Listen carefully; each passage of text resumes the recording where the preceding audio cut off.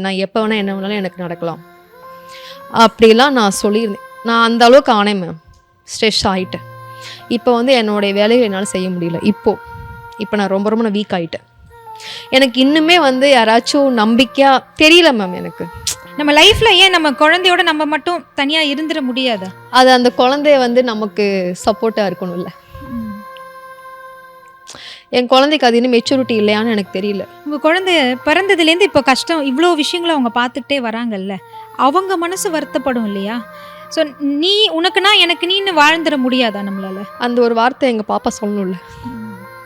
நான் இவ்வளோ நீ ஏமாந்தாலும் சரி நான் அவங்க கூட நிற்கணும்னு சொல்லணும். அவங்க அவங்க அவங்க பாசத்துக்கு பாப்பா ஏங்குறாங்களா? பாசமா இருக்கா. பாப்பா வந்து என் மேல பாசமா தான் இருக்கா. இன்னும் அவளுக்கு மெச்சூரிட்டி லெவல் இல்லை. விளக்கேத்தும் எண்ணெய்னாலே நக்ஷத்ரா. 5க்கும் மேற்பட்ட நறுமணங்களில் நக்ஷத்ரா விளக்கேற்றும் எண்ணெய்.